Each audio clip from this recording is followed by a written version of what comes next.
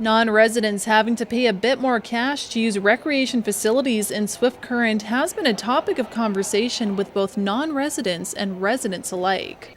The city argues that the new fee is fair as it will be used directly to cover the cost for these facilities. But on the other hand, this newly implemented plan is taking money out of the pockets of non-residents each time they sign a child up for hockey, use the swimming pool, or even rent out the stockade.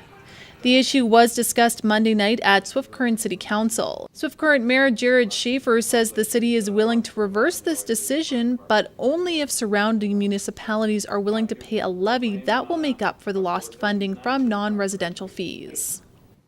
The city acknowledges that one of the things that probably would have made this process more smooth would have been to go to some of the municipalities other than just the arm of Swift Current, which is who we've had initial discussions with. But had we had agreements in place and didn't have to have the non-resident fee per se, it may be going over more smoothly.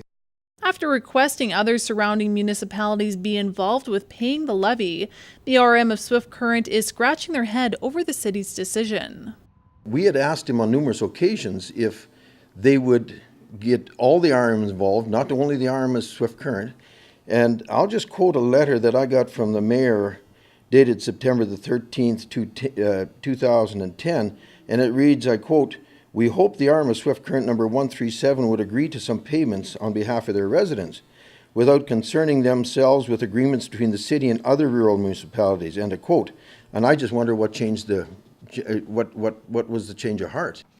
Neufeld says there was a breakdown in communication over the summer when the city sent them a letter which said they could only contact Matt Noble, Tim Marcus, and Jerrod Schafer on this topic, and they were not allowed to speak to anyone else on council.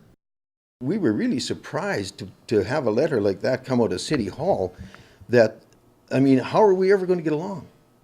If I meet an alderman on the street, I can't talk to him about anything that's going on or what we maybe could do together or something like that. It's out of bounds. Herbert is a surrounding community which may be affected by this decision. The town administrator, Reagan Funk, explains their view on asking surrounding communities to pay a facility levy. We have a pool and a rink, and the town taxes go to subsidize those facilities. We have 2 RMs that also use them, but we can't go taxing those people more because we would have public outcry on our hands. It wouldn't work. So I guess the outlook the town takes is that those out-of-town people come in, they eat at our rink, they use our grocery stores and our restaurants, and so we make up that money there. Neufeld agrees this decision doesn't build on partnerships. I really feel that they insulted their best neighbor. They insulted the agricultural sector of the Southwest. And without the support of the Southwest and agriculture in particular, the city cannot and will not survive. I mean, they need all of Southwest Saskatchewan. But somehow they seem to overlook that.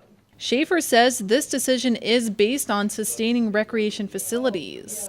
The days of the city funding the operations and the expansion of, for example, the IPLEX, if we're going to be looking at new aquatic facilities in the future or whatnot, we're simply going to have to be making it more of a regional concept, funding the capital and the operating. So that's sort of the basis of where this is coming from. And if we want to see these facilities into the future, that's the model that we're going to have to look at.